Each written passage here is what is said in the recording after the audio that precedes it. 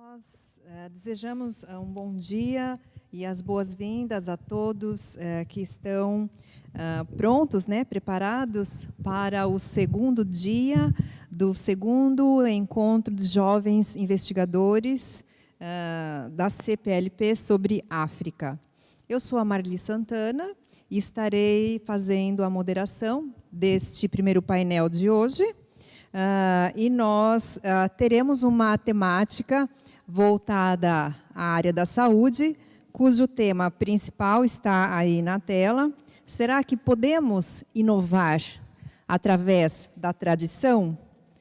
Para este painel, teremos 3 especialistas. Um deles está aqui conosco, representando Angola. Temos o Dr. Filomeno Fortes. Damos as boas-vindas a ele e aos nossos oradores que estão além mar, de Portugal. Eles estão, um está em Cabo Verde, que é a doutora Giseila Garcia, e o outro é o Dr. Andes Chivang, de Moçambique. Ambos estarão conosco também via Zoom. As biografias deles são extensas, são pessoas com ampla experiência na área da saúde, da gestão, da investigação, e nós poderemos, então, tomar posse dessas informações a partir do site do evento, mas nós não vamos nos deter nesta questão da biografia, porque para nós é mais importante bebermos de toda a sabedoria que eles vão de trazer para nós nesta manhã. Então, gostaria de lembrar que cada um dos oradores terá 15 minutos para desenvolver o seu tema, e vamos, então, dar início à apresentação com o Dr. Filomeno, que é o nosso representante de Angola. Seja bem-vindo.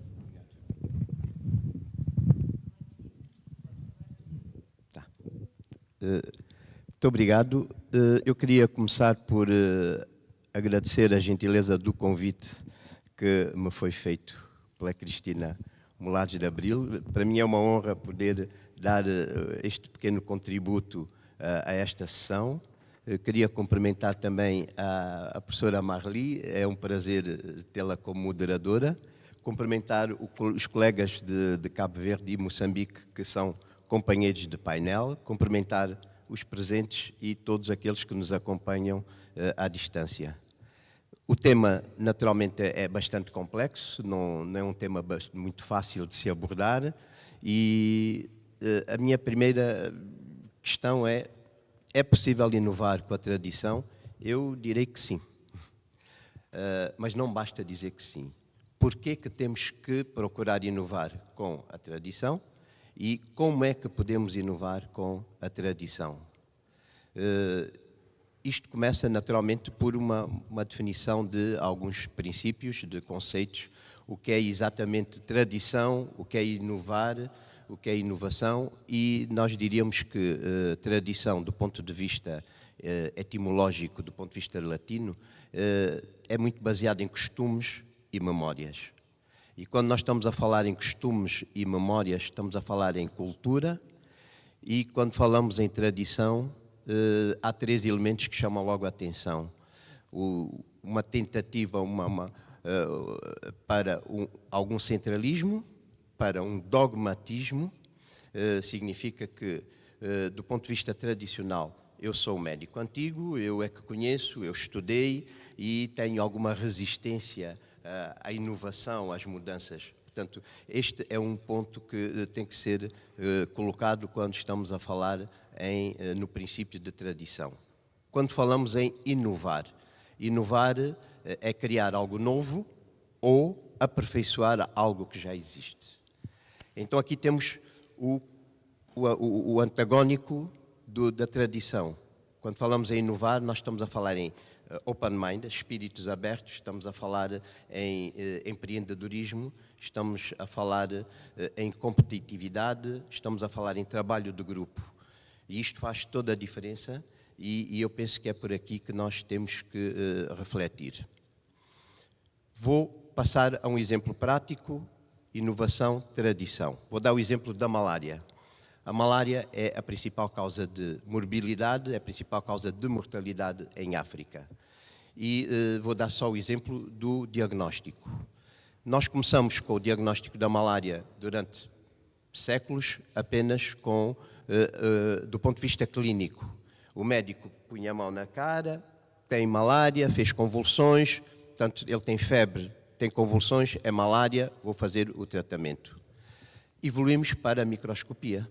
E na microscopia óptica, nós já conseguimos ver o parasita com uma lâmina, com um técnico, e chegamos à conclusão que tem ou não tem malária.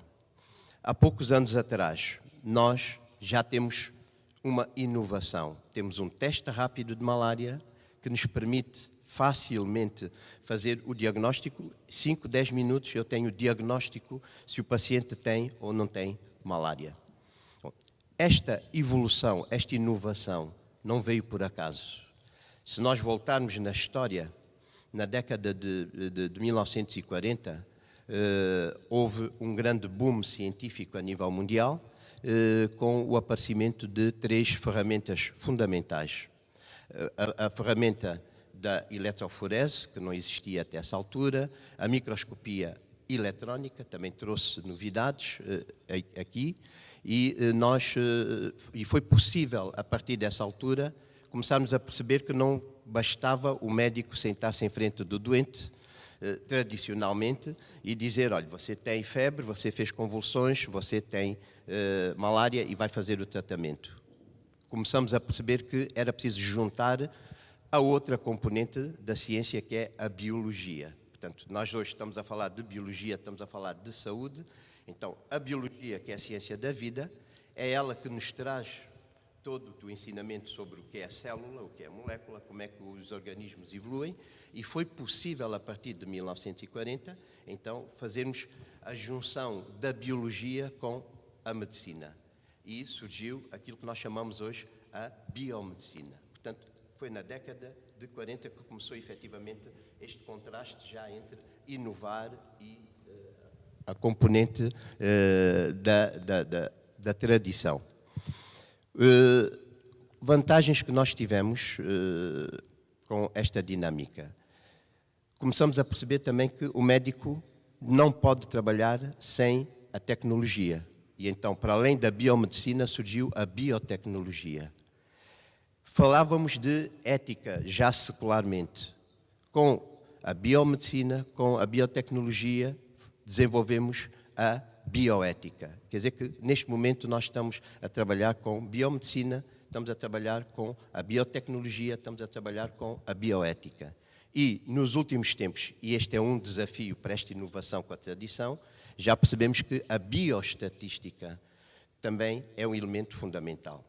E eu referia que a estatística efetivamente conheceu o seu auge também na década de 40, porque não existia saúde pública formalmente até a década de 40, e com a questão da tuberculose, começamos a perceber que a vacina do BCG, que inicialmente foi produzida para tratamento da tuberculose, chegou-se à conclusão que não tratava a tuberculose, que era para ser utilizada como vacina, e começou-se a perceber que, afinal, doenças como a cólera, como a tuberculose, deveriam ser tratadas de forma social e não no gabinete do médico. Então começamos a evoluir da tradição, efetivamente, para a inovação. E aí apareceu a saúde pública. Então deixamos de ter apenas o médico para o diagnóstico e tratamento e começamos a perceber que era necessário fazermos prevenção das doenças. E posteriormente evoluímos para a promoção da saúde. E dentro desta dinâmica toda chegamos aos dias de hoje com aquilo que nós chamamos os Objetivos do Desenvolvimento Sustentável.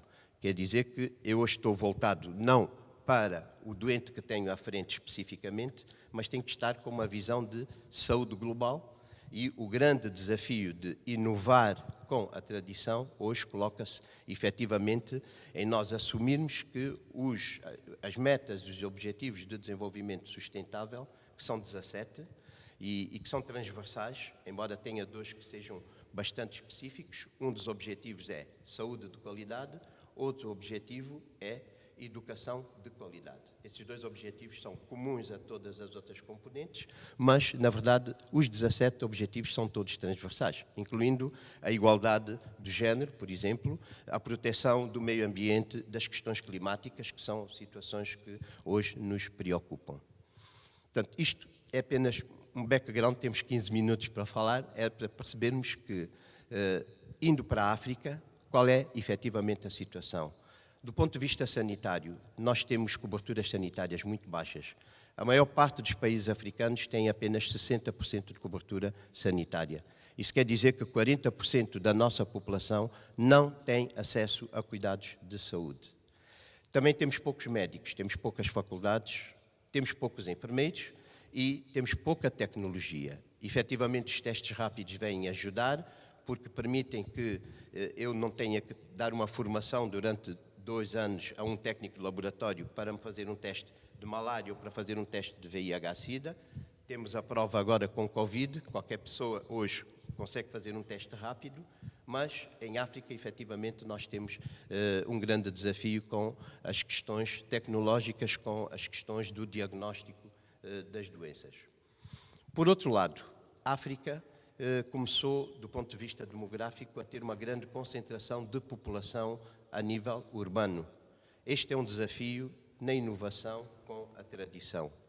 Também começamos a verificar que começou a haver um aumento de literacia no continente africano. Isto vem nos ajudar neste contraponto de inovar e sairmos um pouco da tradição. Então, temos condições para pensar que podemos fazê-lo. Como? Temos que pensar em novos paradigmas de formação, quer dizer que a formação médica, e isto não é só para o continente africano, Covid veio mostrar que este desafio é a nível mundial. Os paradigmas de formação médica, de formação de engenheiros, de formação de biólogos, têm que mudar efetivamente. Temos que inovar e sair um pouco desta tradição. Temos que investir mais na investigação. Nós, em África, temos aquilo que se chama as doenças tropicais negligenciadas. Doenças tropicais negligenciadas são também chamadas doenças da pobreza. Temos a própria malária, que hoje a OMS já não considera como uma doença da pobreza, ou negligenciada, continua a ser efetivamente uma doença negligenciada. Temos a xistosomose, que é uma das principais causas de cancro da bexiga em África. Não temos diagnósticos rápidos, não é fácil fazer o diagnóstico e não é fácil também fazer o tratamento. Nós temos uma doença negligenciada que se chama oncocercose. É uma filária, é transmitida pela picada de uma mosca e que é a segunda causa de cegueira em África.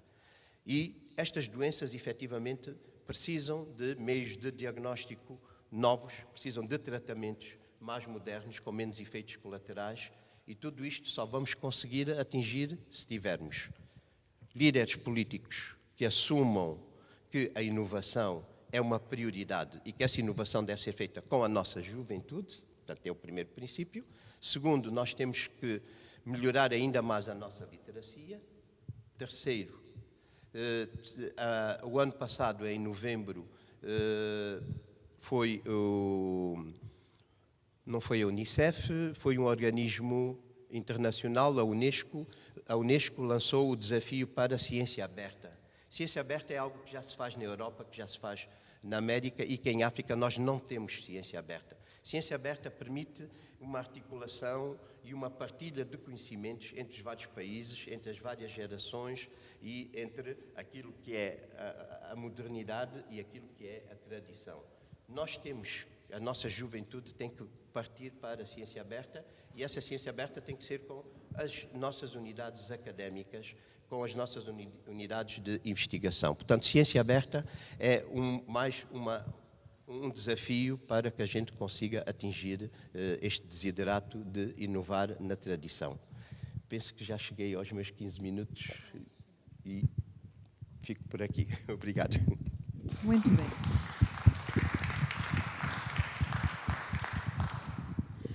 Muito agradecida pela participação do Dr. Filomeno Fortes, que fez uma preleção muito consistente em apresentar os conceitos, né, básicos do que é tradição e do que é inovação, mas também nos revelou os desafios enfrentados diante da tradição com a inovação. Também trouxe alguns aspectos referentes aos desafios globais e eles também contextualizados com a África. Os principais desafios são referentes a tecnologias, aos desafios no diagnóstico de doenças, há ainda o desafio na implementação dos recursos humanos, mas ele faz um chamado aos jovens, né? Também na necessidade do aumento da literacia e apostar, em último caso, né, em última instância, na ciência aberta. Muito obrigada ao Dr. Filomeno Fortes pelo contributo, e nós gostamos que o senhor continue conosco, porque agora teremos a participação da doutora Giseila Garcia, a partir de Cabo Verde, e logo ela terá 15 minutos para a sua apresentação, para apresentar também, dentro dessa temática geral, podemos inovar através da tradição, com a tradição. Então, bem-vinda, a doutora Giseila, nós queremos ouvi-la, por gentileza.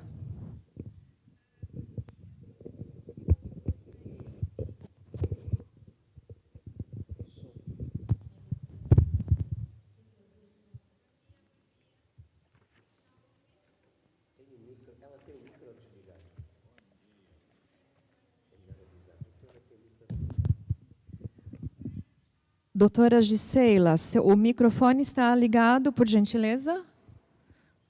Sim, o seu está?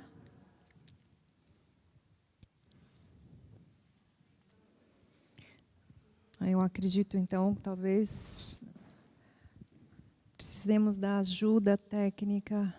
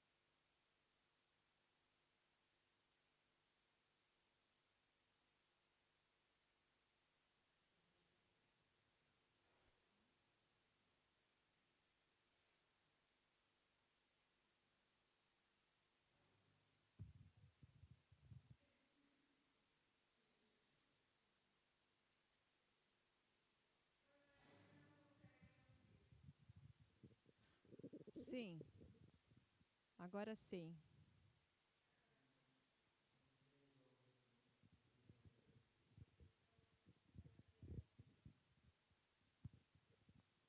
Sim, podemos prosseguir. Ok. Sim, doutora Giseila, pode prosseguir, por gentileza. Ok.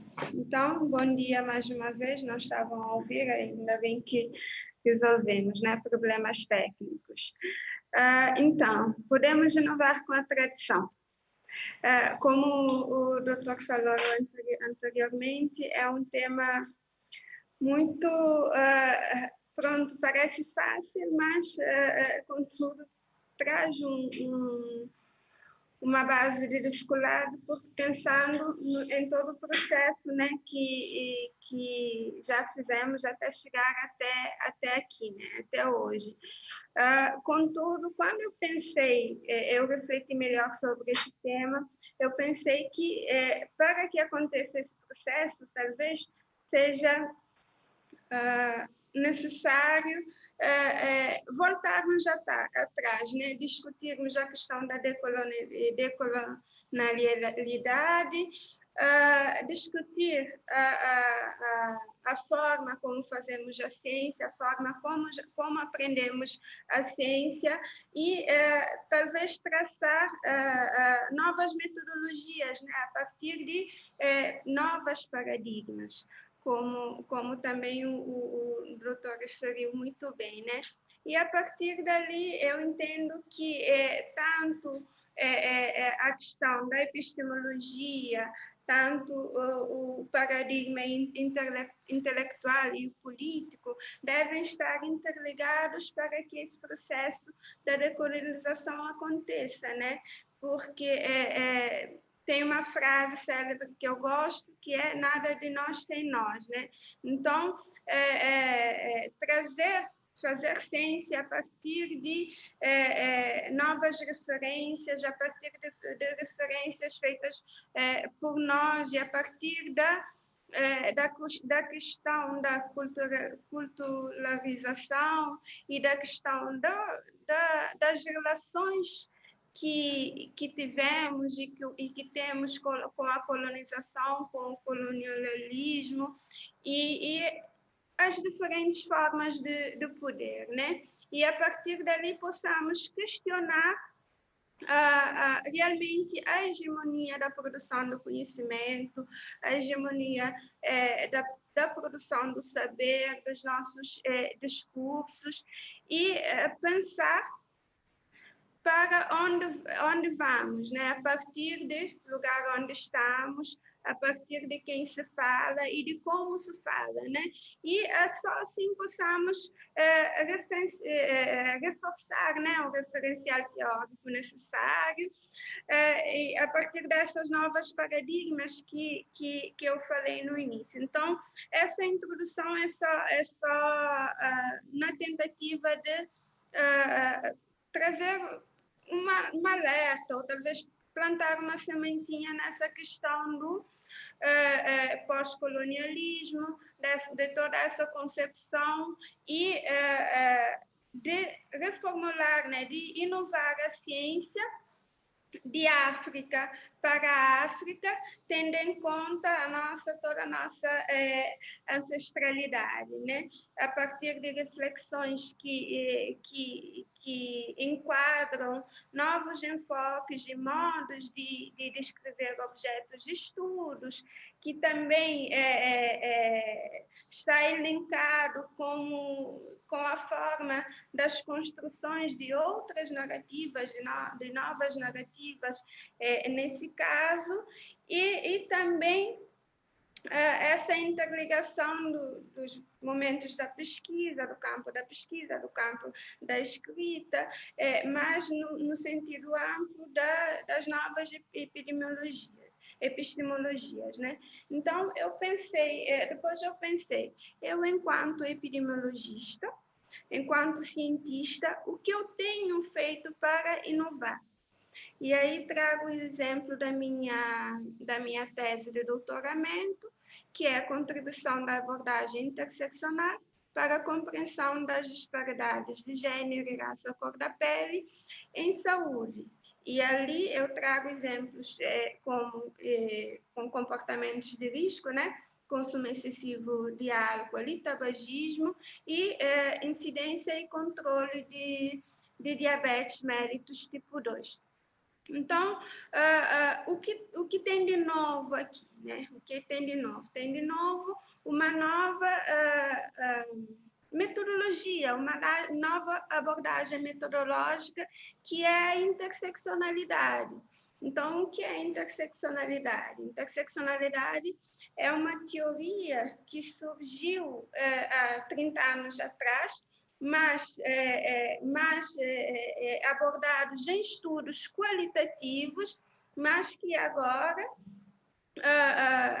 existem alguns pesquisadores, alguns investigadores dentro dos estudos quantitativos, como o meu exemplo, que estão a incluir a teoria da interseccionalidade dentro da pesquisa epidemiológica.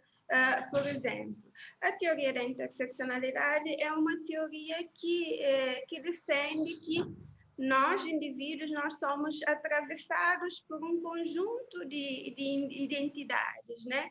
E, principalmente, essas categorias, essas identidades, gênero e raça, cor da pele, não deveriam ser analisadas de forma separadas, né? Então, devemos, sim, avaliá-los, os seus efeitos e interdependentes, né?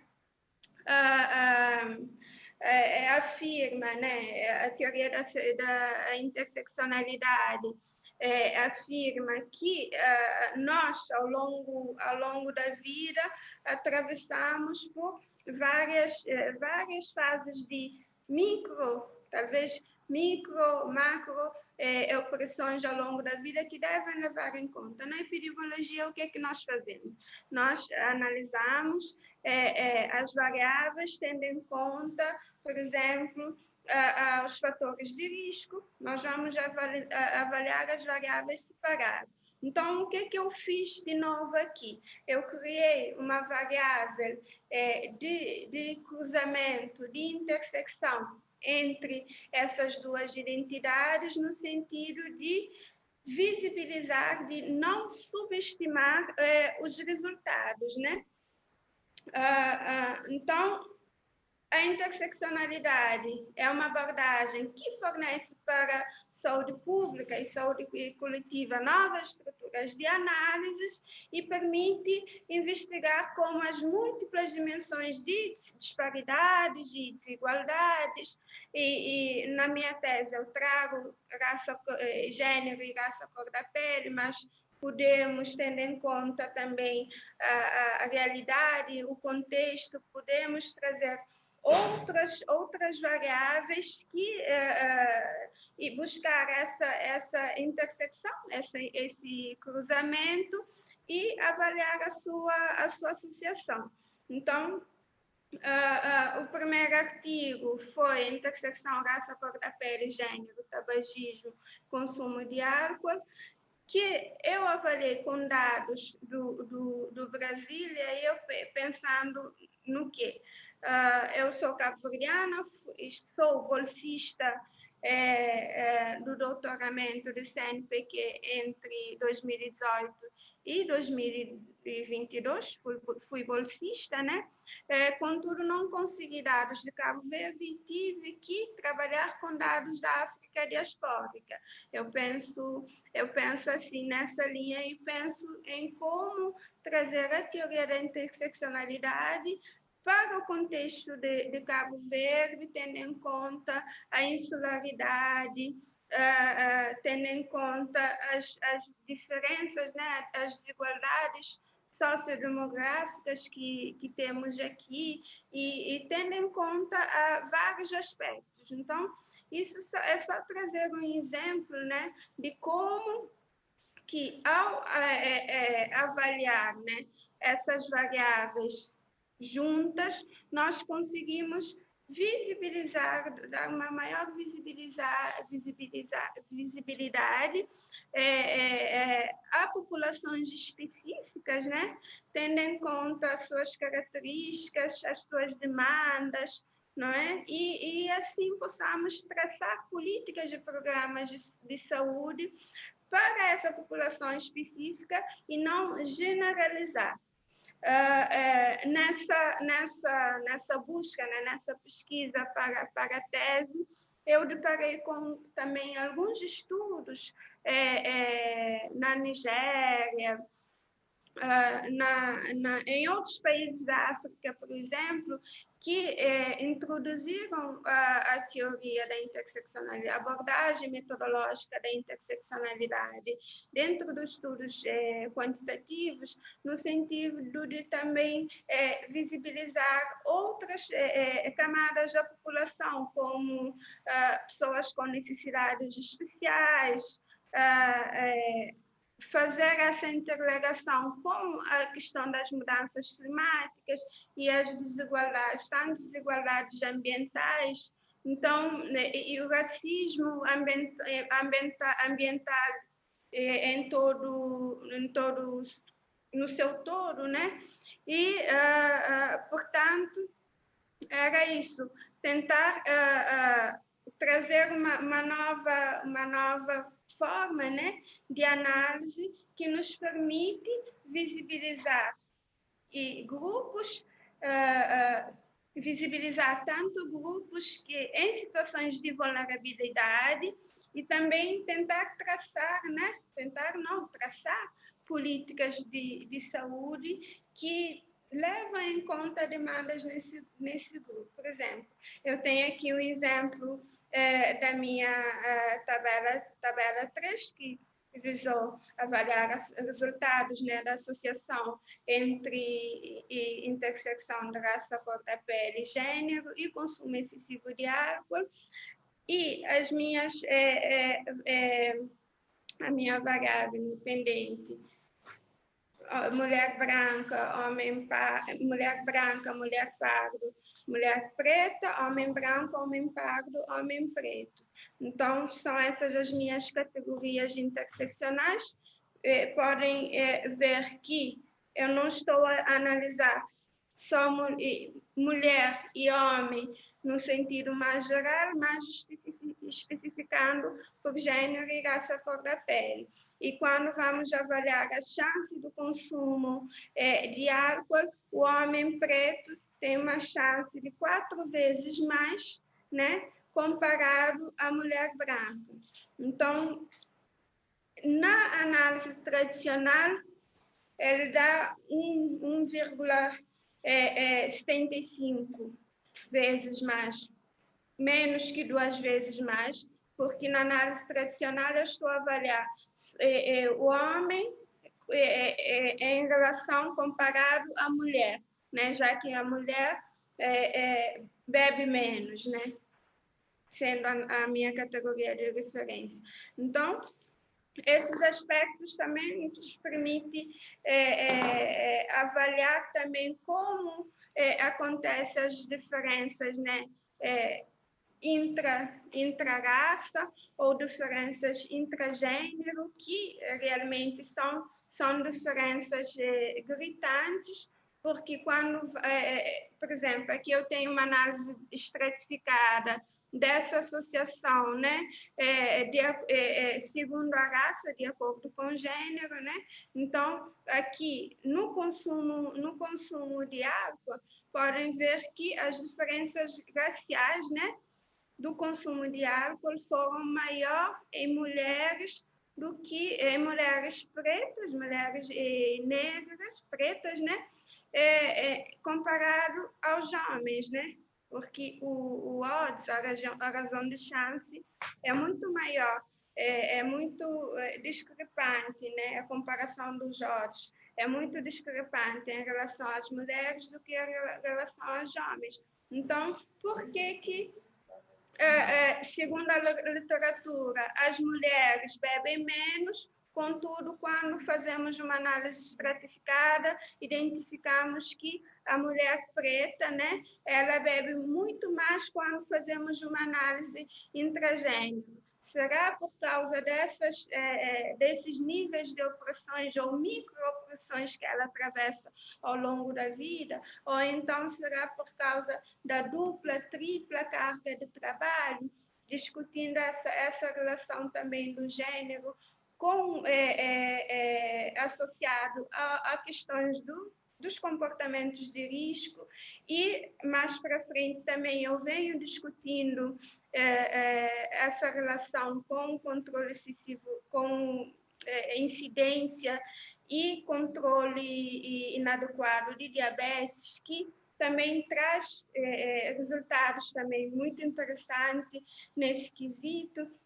Então, como o tempo é pouco, só para resumir, né?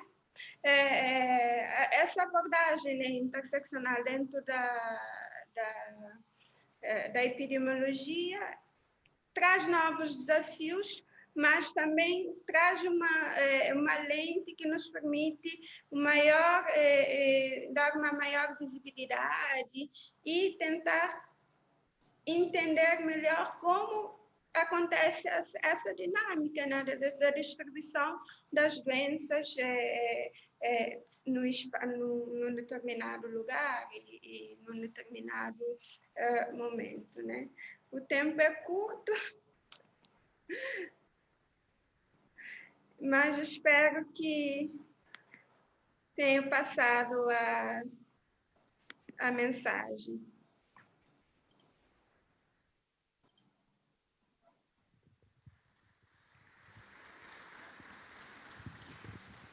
Muito bem, nós agradecemos à doutora Gisela Garcia pela belíssima apresentação, onde ela nos detalhou alguns aspectos importantes desse tema do nosso painel em relação a inovar. Será que é possível inovar dentro da tradição, né, a partir da tradição? Então, ela nos apresenta alguns aspectos importantes da descolonialidade, dos elementos que compõem a corrente pós-colonialista, a superação dos conceitos ou paradigmas colonialistas dentro da abordagem epidemiológica, mostrando a importância do lugar de onde se fala, para quem se fala e como se fala. E a partir desses elementos, nos apresentou a descolonização das metodologias em saúde. Dentro da sua tese de doutoramento, esta ferramenta que chamamos de interseccionalidade, constitui uma ferramenta importante de inovação, pois, com esta ferramenta, segundo a doutora Gisela, é possível, então, fazer essa disrupção da tradição, né, dos paradigmas colonialistas, a fim de dar visibilidade a determinados grupos da sociedade que ela mesma cita como importante ferramenta para a elaboração de políticas públicas. O trabalho da doutora Gisela, assim como os exemplos que ela mesma mostrou na sua apresentação, estão muito voltados para as questões de gênero, de raça, e acreditamos na relevância desta temática da doutora Gisela para a inovação em saúde. Muito obrigada, doutora Gisela. Nós temos, então, pedimos que a doutora Gisela permaneça conosco, nós teremos ainda ao final o momento da interação com os nossos ouvintes, ok? Muito obrigada. Muito bem, nós temos, então, a participação do nosso terceiro orador desta manhã. Ele também está distante de nós, o Dr. Andes Chivang, vem lá de Moçambique. O Dr. Andes Chivang também é um defensor na área da saúde, e ele há de discursar por 15 minutos a sua temática dentro do tema geral Podemos inovar com a tradição? Seja bem-vindo, Dr. Andes. É um prazer tê-lo conosco. Por gentileza. Muito obrigado. Bom dia a todos. Gostaria antes de verificar se conseguem visualizar a minha tela. Não estamos a visualizar. Tem que partilhar. Já fiz isso. Então eu vou pedir aos colegas do César que me assistam, caso seja possível.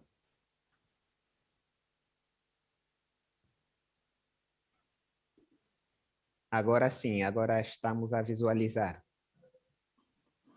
Muito obrigado. Eu vou, digamos, fazer uma espécie de voo rasante sobre este tópico que, na verdade, é geral e suscita, enfim, várias avenidas de discussão. Eu vou procurar trazer aqui uma experiência muito recente que é uma pesquisa que fizemos, foi financiada pela NUETI, uma organização que atua na área da saúde, e procuramos verificar de que forma os mecanismos globais de financiamento, e aqui focamos-nos muito nos 3G, o Global Financing Facility, muito conhecido por GFF, o Fundo Global, e o Gavi, que tem um modelo verticalizado de financiamento, e como é que este modelo impacta os sistemas internos. Vou pedir para passar para o slide a seguir. Pronto, é de conteúdos, peço para avançar, que é para ganharmos tempo. Então, aqui, o que eu, no fim, vou tentar fazer, peço para continuar, por favor. No fim, vou tentar estabelecer a relação entre financiamento e alguns mecanismos, digamos, utilizados pelas comunidades locais para demandar prestação de contas, para participar no processo de elaboração de políticas públicas. Considerando que o tempo é mesmo muito curto, eu já apresentei os 3 mecanismos de natureza verticalizada. Vou falar um pouco do ProSaúde. O ProSaúde é o fundo comum, que é gerido pelo Ministério da Saúde, e este fundo, digamos, é uma espécie de modelo no quadro de financiamento ao setor da saúde, e tem sido este mecanismo que muitas vezes resolve problemas pontuais ao nível das províncias e dos distritos. Nós vamos ver adiante como é que isso funciona. Em termos de objetivos específicos, aqui é perceber como é que estes mecanismos, que é visto como o mais alinhado e muito, digamos, assente na estrutura dos SWAP dos anos 90, penso que isso é de conhecimento de todos que atuam na área,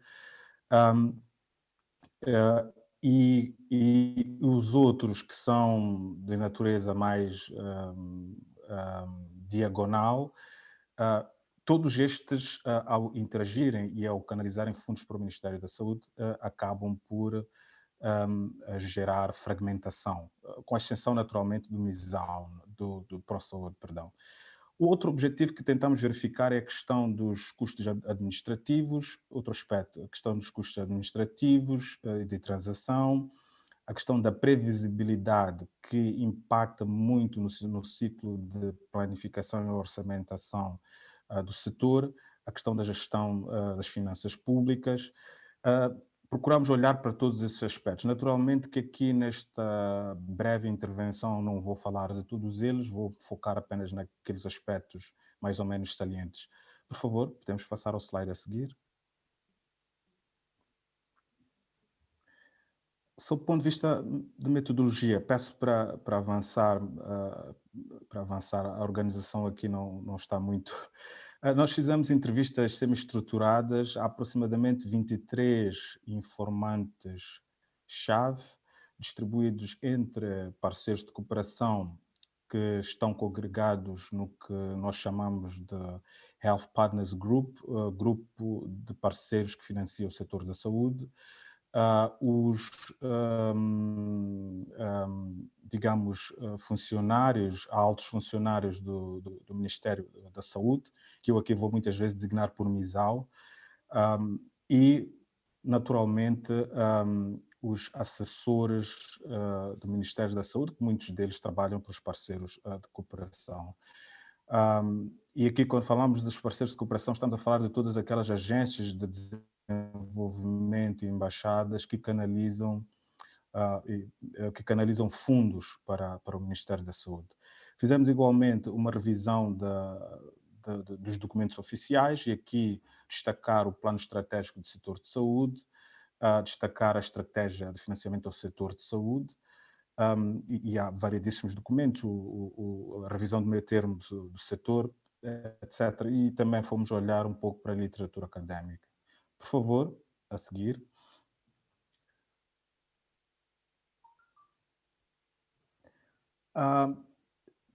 Talvez dar um breve panorama sobre como está distribuído o Sistema Nacional de Saúde, do ponto de vista de unidades de saúde.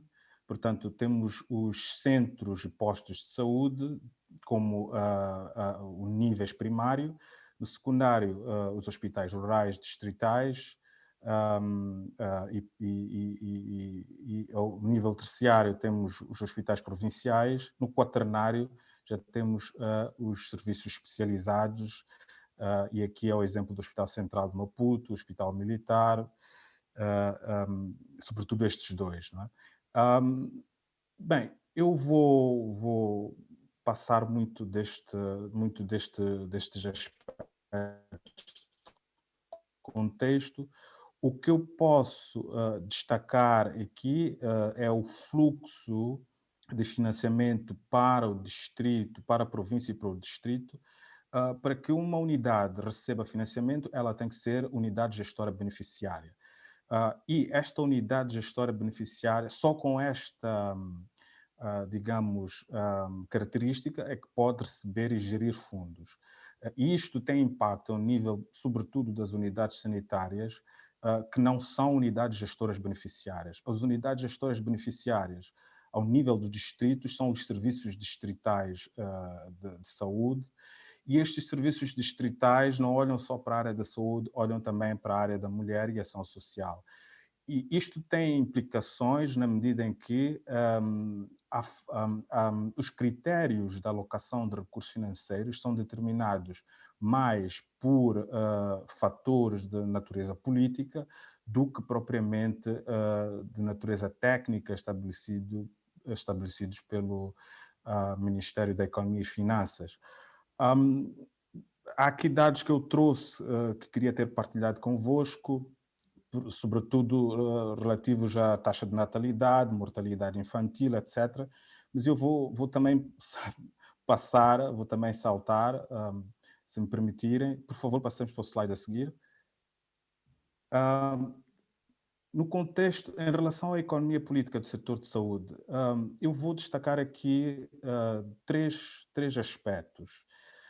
O primeiro tem a ver com o sistema político, dominado por um partido, naturalmente, e cujos autores, cuja literatura académica tem estado a descrever como, digamos, uma elite, um partido marcadamente com características neopatrimoniais, clientelistas, enfim, com muita, digamos, com muito rent-seeking à volta da ação política. Bem, isto vai determinar a forma e o modelo como os recursos chegam às unidades beneficiárias, como são geridos, e afeta imediatamente a forma como os serviços são oferecidos aos utentes.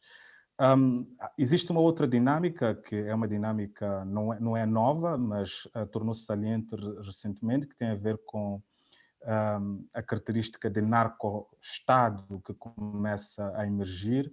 Mas, enfim, esta é uma discussão que depois poderemos ter. O importante aqui é olharmos que há um contexto que determina a forma como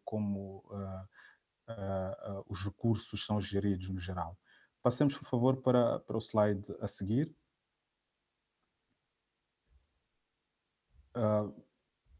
Aqui trago este gráfico. Este gráfico que procura ilustrar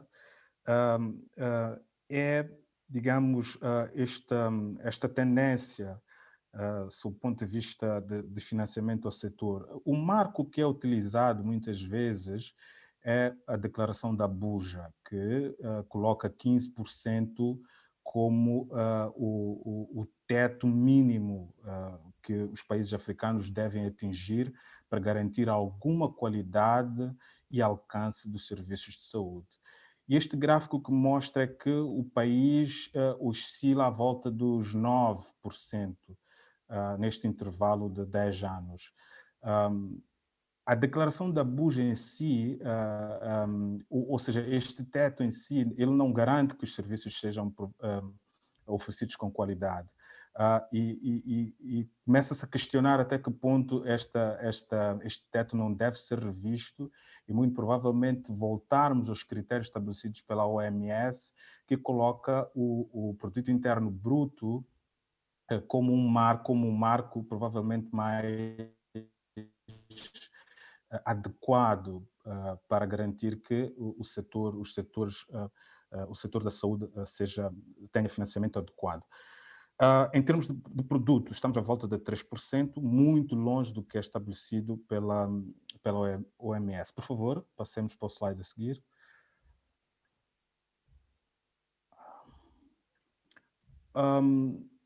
Eu vou também pedir para saltarmos este slide, por favor.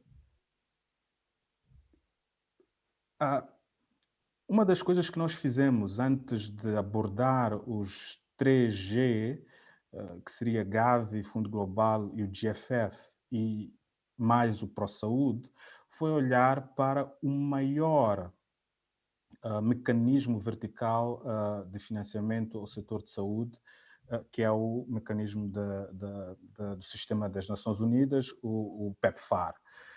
Se nós olharmos este gráfico, esta pequena série, fala-nos de centenas de milhões de dólares, e isto contrasta com o que nós vamos ver a seguir, que é muito, muito abaixo do que o PEPFAR, o sistema de PEPFAR, só o sistema de PEPFAR canaliza para o setor de saúde.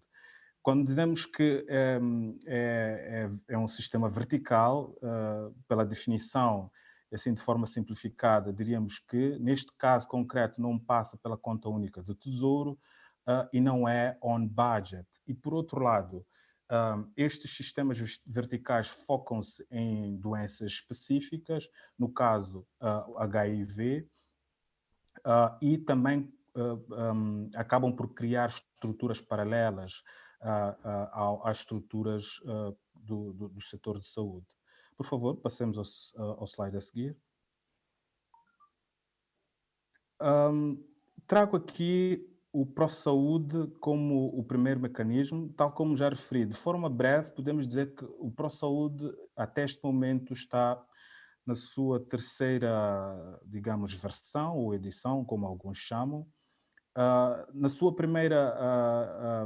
primeiro memorando de entendimento resultou depois de uma trajetória a partir do Código de Conduta de Kyakwanga, de 2003, e mais tarde, com os princípios da Declaração de Paris, este mecanismo foi se ajustando aos princípios de alinhamento, do ownership, da harmonização, etc. Todos estes princípios que são apresentados pela Declaração de Paris.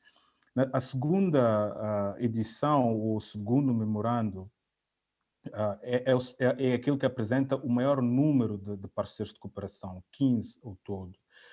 Entretanto, na sua terceira versão, o número reduz para 5 parceiros. Entretanto, a terceira versão é aquela que apresenta uma grande inovação sob o ponto de vista de arranjos institucionais que permitem um maior controle na gestão de fundos, que era uma das maiores preocupações dos parceiros de cooperação, e, sobretudo, dá um salto significativo no que concerne à descentralização, na medida em que o manual de procedimentos deste memorando de entendimento coloca ou estabelece que 80% dos recursos do ProSaúde devem ser canalizados para os distritos. E só 20% é que devem ser absorvidos a nível central. Entretanto, se nós repararmos, ao longo de 5 anos, o que verificamos é que estes fundos estão a cair, e isto conseguimos perceber até pela redução do número de parceiros de cooperação, e a dívida oculta foi só um dos fatores que determinou essa redução de recursos financeiros. A maior parte dos recursos, não obstante haver um documento que estabelece que eles devem ser absorvidos a nível do distrito, a maior parte continua a ser absorvido a nível central. Se repararem, 52% continua a ser ao nível do Ministério da Saúde, e depois temos 39% que se distribui pelas direções provinciais de saúde. E muito pouco é que chega aos distritos. Por favor, a seguir.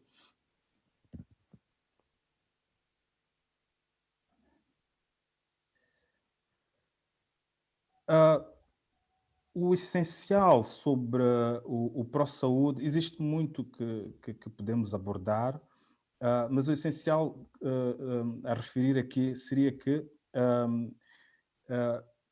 os doadores acabaram por decidir abraçar outros mecanismos, como, por exemplo, o Global Financing Facility, o GFF, por razões ligadas a fraco controle institucional, fracos processos de prestação de contas, enfim, o processo de descentralização e de desconcentração ainda lento. A questão, por exemplo, que tem sido repetida várias vezes, o fato das auditorias não serem públicas, não estarem disponíveis, até dentro do próprio setor haver dificuldades em aceder a estas auditorias. Portanto, há vários aspectos que determinaram que este fundo, não obstante se perceber como o mais alinhado, o mais ajustado aos sistemas de planificação e orçamentação do país, estes fundos caíram. Passemos, por favor, ao slide a seguir. O segundo fundo é o Fundo Global, perdão, o segundo mecanismo é o Fundo Global, que é um mecanismo vertical assente num modelo de parceria público-privada. Este fundo, pela história que não vou aqui reproduzir, tem muito, digamos, o apoio do G8, enfim. O essencial aqui que se pode referir é que este fundo, apesar de ser vertical, ele, numa primeira fase, esteve integrado no fundo comum, o Pró-Saúde, e isso também garantiu, a dada altura, que estivesse também ligado nos sistemas de planificação e orçamentação. Passemos, por favor, para o slide a seguir.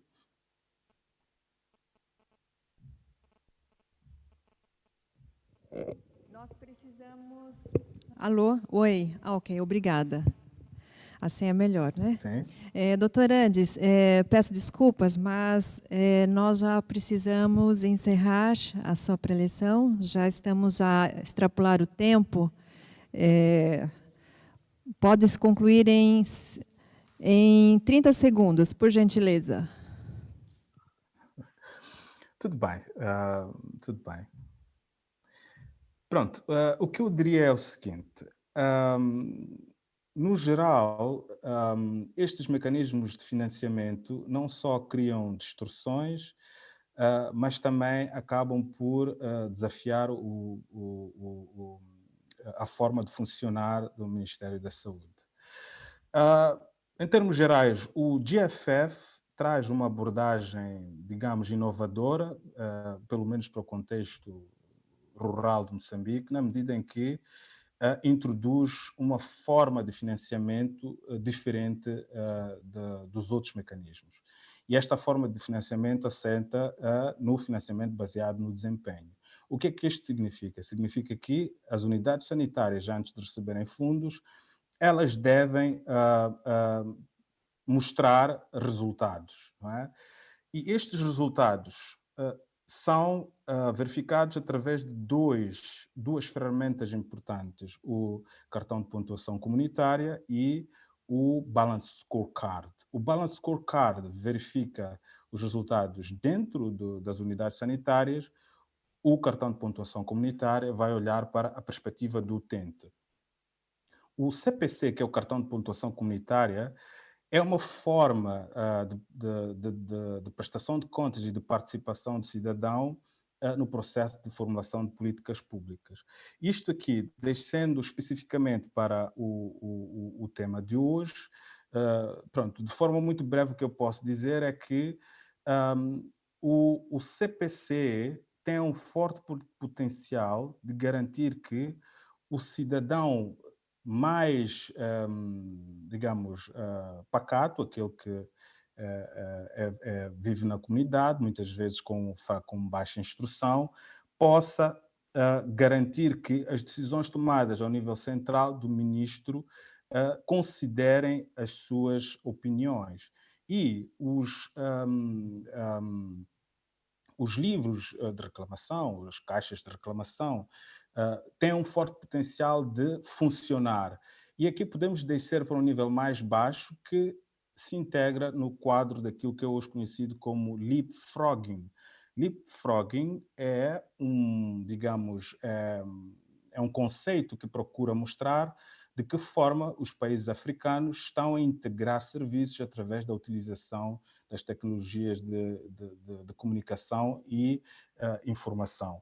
E se estes cartões de pontuação comunitária, que atuam ao nível da comunidade, puderem integrar estas tecnologias, aí teremos um sistema de prestação de contas e de participação na política pública muito mais ajustado às necessidades do cidadão nos dias de hoje. Pronto, eu pararia por aqui. Infelizmente, creio que tive menos tempo que os meus colegas, eu estava aqui a controlar, mas tudo bem, penso que é assim mesmo. Obrigado.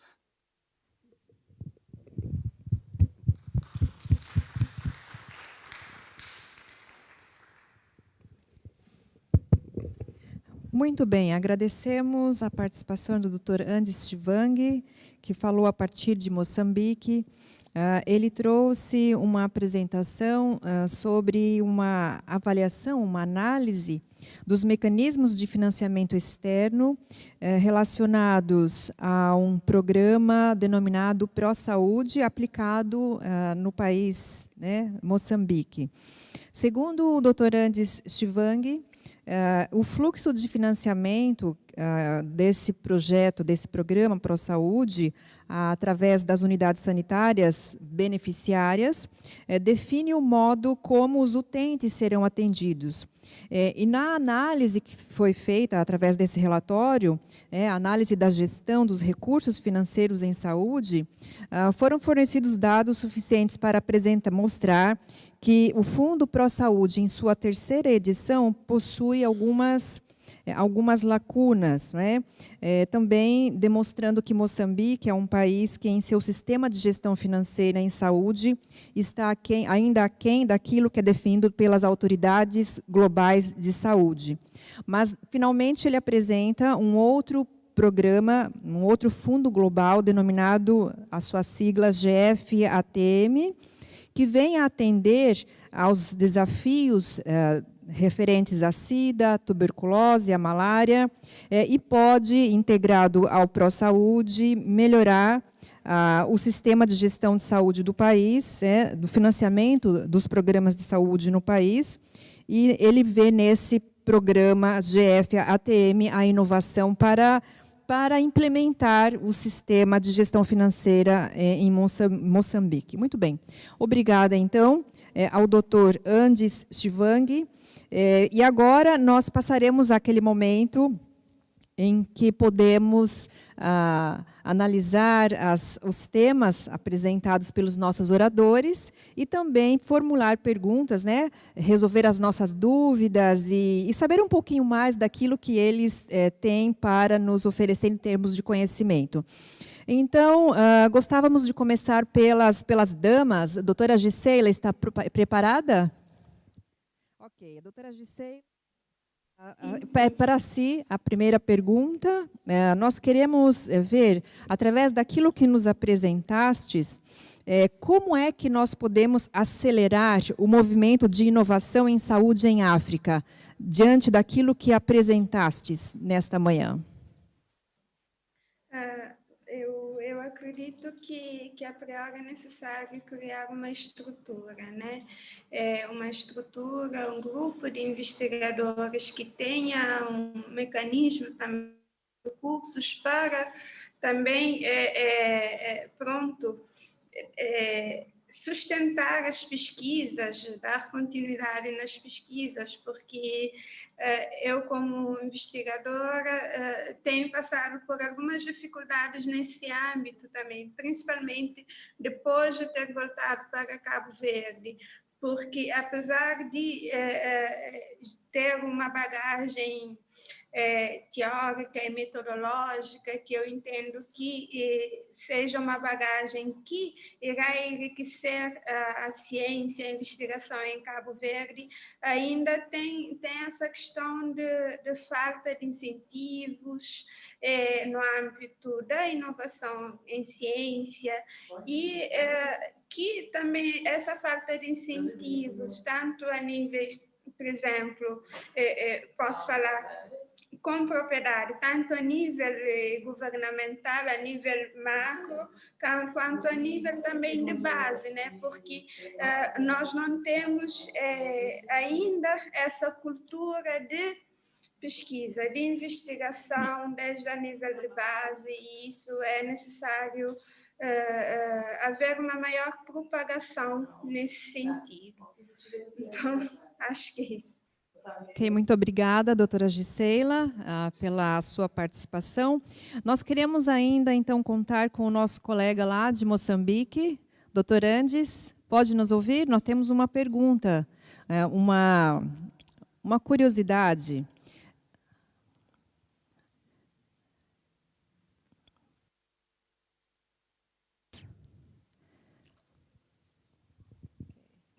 Sim, continuo aqui. Ok, doutor Andes? Sim.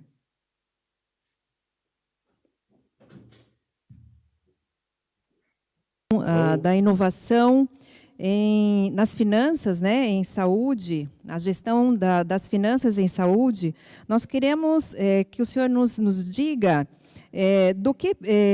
por onde nós podemos começar a inovação nas finanças em África, a inovação em saúde. Por onde nós podemos começar?